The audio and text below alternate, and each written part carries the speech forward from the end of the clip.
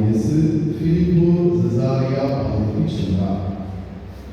அவர் தம் சீடரை நோக்கி, மானிடமகன் யார் என்று மக்கள் சொல்லுகிறார்கள் என்று கேட்டார். அதற்கு அவர்கள், சிலர் திருமுழுக்கு யோவான் எனவும், வேறு சிலர் எலியா எனவும், மற்றும் சிலர் எரேமியா அல்லது பிற இறைவாக்கினருள் ஒருவர் என்றும் சொல்லுகிறார்கள் என்றார்கள். ஆனால் நீங்கள் நான் யார் என சொல்லுகிறீர்கள் என்று அவர் கேட்டார். சீமோன் பேதுரு மறுமொழியாக, நீ மெசியா, வாழும் கடவுளின் மகன் என்றார். அதற்கு இயேசு, யோனாவின் மகன் சீமோனே, நீ பேறு பெற்றவன், ஏனெனில் எந்த மனிதனும் இதை உனக்கு வெளிப்படுத்தவில்லை, மாறாக விண்ணகத்தில் இருக்கின்ற என் தந்தையே வெளிப்படுத்தினார். எனவே நான் உனக்கு சொல்லுகின்றேன், உன் பெயர் பேதுரு, இந்த பாறையின் மேல் திரு அவையை கட்டுவேன். பாதாளத்தின் வாயில்கள் அதன் மேல் வெற்றி கொள்ளா. விண்ணரசின் திறவுகோலை நான் உன்னிடம் தருகின்றேன். மண்ணுலகில் தடை செய்வது விண்ணுலகிலும் தடை செய்யப்படும். மண்ணுலகில் நீ அனுமதிப்பது விண்ணுலகிலும் அனுமதிக்கப்படும் என்று கூறுகிறார் இயேசு. இது கிறிஸ்துவின் நற்செய்தி.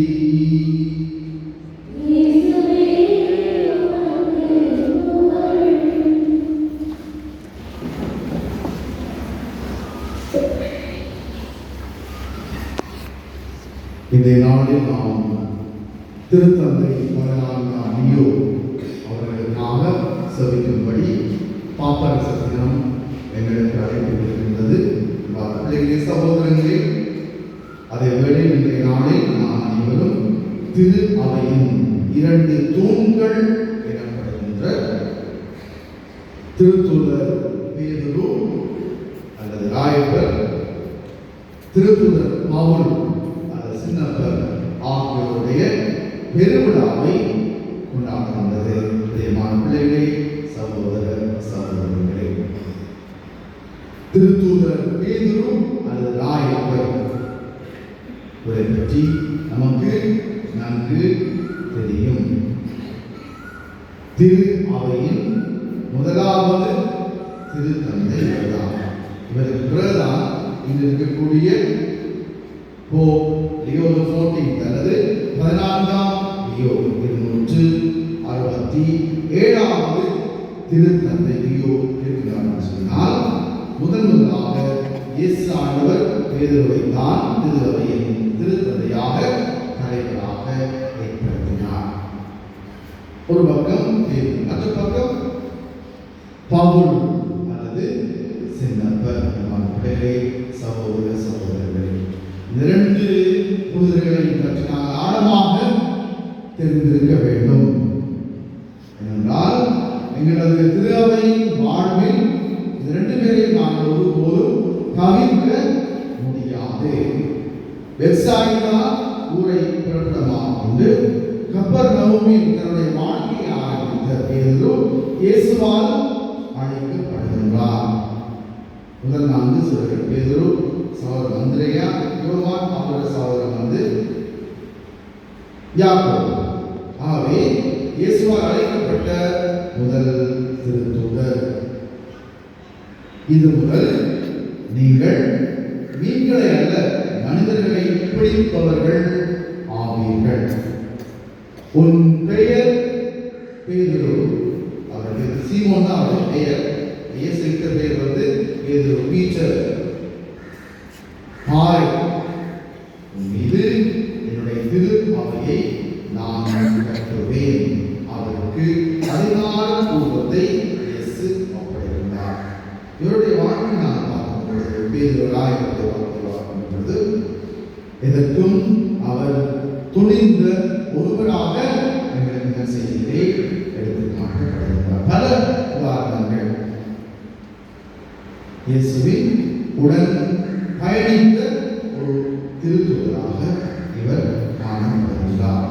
அவ்வளவு பெருசா படிக்கல, சாதாரண மீன்பிடி தொழில் செய்தவர் பேர். ஆகவே கடவுள் யாரையும் எப்பொழுதும் அழைத்து தன்னுடைய பணியை ஒப்படைக்கிறார். ஆகவே ஏதோ பெரிய அரசியல் பின்னணியோ பொருளாதார பின்னணியோ கல்வி பின்னணியோ படைத்தவர் அல்ல. மாறாக சாதாரண மீன்பிடி தொழில் செய்வதால் பேர். இதுதான் கடவுளுடைய அழைப்பாக அமைகின்றது. பேதுருவை ஆண்டவர் திரு அவையின் தலைவராக ஏற்படுத்தினார். இயேசுவால் அழைக்கப்பட்ட நேரத்திலிருந்து தூயாவின் வரும் வரைக்கும் பேதுரு வித்தியாசமான பல சந்தர்ப்பங்கள் நாங்கள் சந்திக்கின்றோம். இயேசுவோடு பயணிக்கின்றார், புதுமைகளிலும் சரி. அதே வேளையில் அவர் வாழ்க்கை உச்சகட்டம் என்ன? இயேசுவை தெரியாது என்று மறுதளிக்கின்றார், ஆணையிடுகின்றார், சபித்து ஆணையிட்டு மறுதளிக்கின்றார். திரு அவையின் தலைவராக இருந்தவர் இயேசுவை எனக்கு தெரியாது என்று மறுதளிக்கின்றார். பிற்காலத்தில் இயேசு 3 கேள்விகளை கேட்கிறார். நீ என்னை நேசிக்கின்றாயா? திரும்ப திரும்ப கேட்டு அவரது அந்த பணியை உறுதி செய்து இயேசு ஒப்படைக்கின்றார். பிள்ளைகளை சகோதர சகோதரர்கள் எப்படிப்பட்ட சாவை கொண்டார்? வேறு எப்படி கொல்லப்பட்டார்? சிலுவையிலே தலைகீழாக தன்னை அறைந்து கொள்ளும்படி சொன்னார். நாம் இயேசுவை போன்று நேராக அறையப்படக்கூடாது, எனக்கு தகுதி இல்லை, ஆகவே என்னை தலைகீழாக அறிந்து கொள்ளுங்கள் என்று சொல்லி அப்படியவர் கொல்லப்பட்டார். அடுத்தவர் தூய பவுல். சவுலாக இருந்தவர் பவுலாக மாற்றப்படுகின்றார். எப்படி? கிறிஸ்துவை அழிக்க முற்பட்டவர். தமஸ்கு இடத்துக்கு போகும்பொழுது கீழே விழுகின்றார், கண்பாவை இழக்கின்றார். சவுளே சவுளே ஏன் என்னை துன்புறுத்துகிறாய்? ஆண்டவரே நீர் யார்? நீ துன்புறுத்தும் இயேசு நான் தான். இயேசு துன்புறுத்தவில்லை, கிறிஸ்துவை தான் அவர் துன்புறுத்தினார். அந்த நேரத்திலே வாழ்க்கை திரும்ப போய் தன்னுடைய பணியை ஆரம்பிக்கின்றார். பவுலுடைய கடிதங்கள் மடல்களை நாங்கள் ஒவ்வொரு ஞாயிறும் திருப்பதியிலே பொதுவாக 2ஆம் வாசமாக நாங்கள் வாசிக்கின்றோம். கிறிஸ்து தான் எனக்கு ஒப்பற்ற செல்வம். இந்த செல்வத்தின் நிமித்தம் நான் அனைத்தையும் குப்பை என கருதுகிறேன். என்னுடைய படிப்பு, அந்தஸ்து, யூதன் என்ற அந்த தலைப்பு எதுவுமே எனக்கு தெரிந்தது. இயேசுதான் எனக்கு ஒப்பற்ற செல்வம். வாழ்வது நான் அல்ல, என்னில் வாழ்பவர் கிறிஸ்து என்றார் பவுல். ஆண்டவரை நாம் யாரிடம் போவோம்? வாழ்வதன் வார்த்தைகள் எல்லாமே உம்மிடம் நின்றார் தூய பேதுரு. ஆண்டவர் எல்லாவற்றையும் விட்டு பின்பற்றினோமே என்றார் தூய பேதுரு. கிறிஸ்துவின் அன்பில் எதை என்னை பிரிக்க முடியும்? பசி, பட்டினி, ஆடைமை, கராமை, வாழ், இடர், துன்பம் எதுவுமே அவருடைய அன்பிலிருந்து என்னை பிரிக்க முடியாது என்று பவுல் சொல்லுகின்றார்.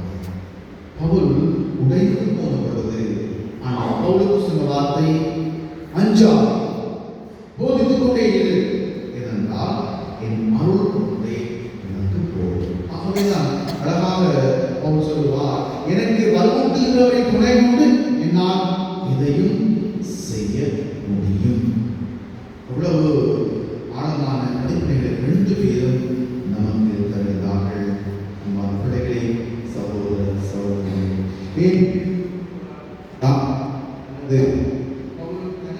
இருக்கலாம் மாறாக இன்றைய நாளில் 2 பேரையும் சேர்த்து 2 தூண்கள் எடுக்கின்றது. ஆனால் அவர்களது வாழ்க்கையிலே பல சந்தர்ப்பங்களில் எதிர்ப்புறமாக செய்யப்பட்டவர்கள்.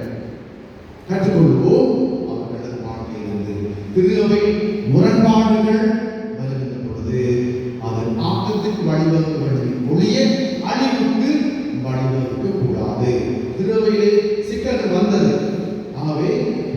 செய்தார்? பேதுருவின் தலைமைத்துவத்தை மதித்தார். இயேசு அவரைத்தான் தலைவராக ஏற்படுத்தினார். ஆனால் பவுல் பேதுருவை விட படித்தவர். பேதுருவின் தலைமைத்துவத்தை அவர் மதித்தார். நம்முடைய பணிவாழ்வு குருக்களாக இருக்கட்டும், துறவிகளாக இருக்கட்டும், நீங்களாக இருக்கட்டும், நமக்குள்ளே பணியாளர்கள் மத்தியில், இறைமக்களுக்கு மத்தியில் முரண்பாடுகள் எழ வேண்டும், வரும். ஆனால் அந்த முரண்பாடுகள் திருவை பணியை ஸ்தம்பிதமடைய செய்யக்கூடாது. மாறாக அதிலிருந்து படிப்பினைகள் வெளிவந்து ஒருவர் மற்றவருக்கு பலமாக இருந்து திருவை பணிகளை நாங்கள் முன்கொண்டு செல்ல வேண்டும் என்பது இந்த பவுலும் பேதுருவும் உங்களுக்கு எடுத்து காட்டக்கூடிய படிப்பினையாக அமைகின்றது. நமது பணிப்பாட்டில் பங்காக இருக்கட்டும், குடும்பமாக இருக்கட்டும், சமுதாயமாக இருக்கட்டும், முரண்பாடுகள் வருவது சகஜம். ஆனால் முரண்பாடுகள் எங்களை பணிகளிலிருந்து பின்வாங்கவோ என்னையோ உங்களை யாராயிருந்தாலும் சரி ஒருபோதும் எங்களுக்கு அதை விட்டு செல்லக்கூடாது. பரவாயில்லை, முரண்பாடு உண்டு, அவற்றை நாங்கள் பேசி தீர்ப்போம். இது சரி, இது இல்லை. ஆகவே அதுதான் திருச்சபையிலே இருந்தது. இதற்கு தான் முதல் சங்கமான இஸ்ரேல் சங்கம் கூட்டப்பட்டது. பேதுருவின் ராய் மற்றும் பவுலின் தலைமையில் திருச்சபை பிளவுபடவில்லை. பவுல் பக்கமோடு மாறாக அவர்கள் எல்லோரும் ஒன்றாக இருந்து செயல்பட்டார்கள். முதலாவது. அடுத்தது அதிகாரம் திருவையில் தாழ்ச்சியை எங்களுக்கு கொண்டு வர வேண்டும். எந்த பொறுப்பில் இருந்தாலும் நம்மிலே நான் எனக்கு மாத்திரம்தான் தெரியும்.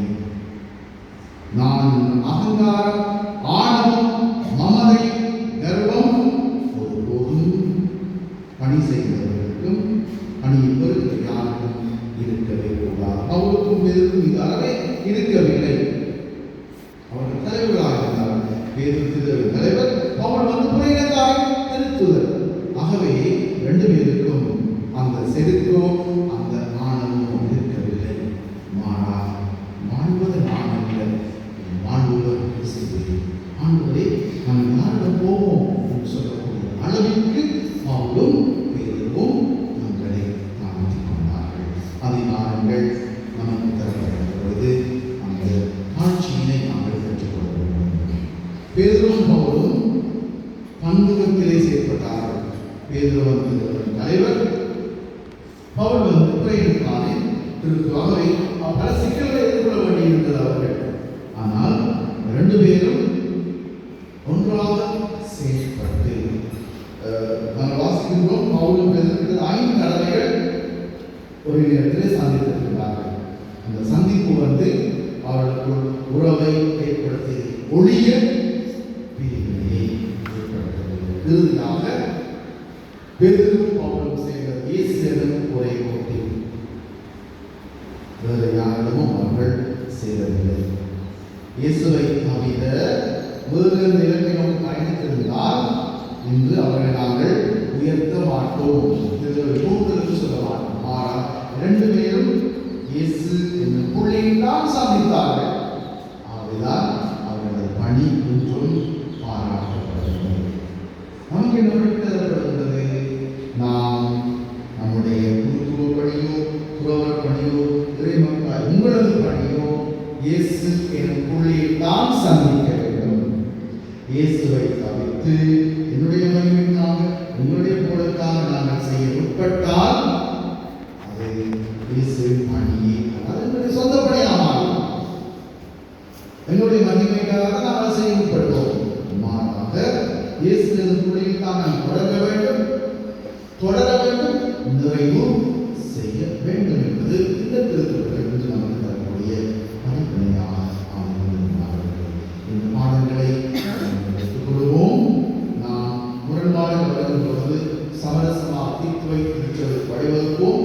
அதிகாரங்கள் தரப்படுகின்ற பொழுது ஆட்சியோடு செயல்படுவோம். பலதரப்பட்ட பணிகள் தரப்படுவது முன்வந்து செயல்படுவோம். இயேசுவை நாம் சந்திக்கின்ற அந்த மைல்கள் அந்த மொழியை நாங்கள் தொடங்கி Leo 14 இந்த திருத்தந்தையின் வலுவான் வரம் அதற்காக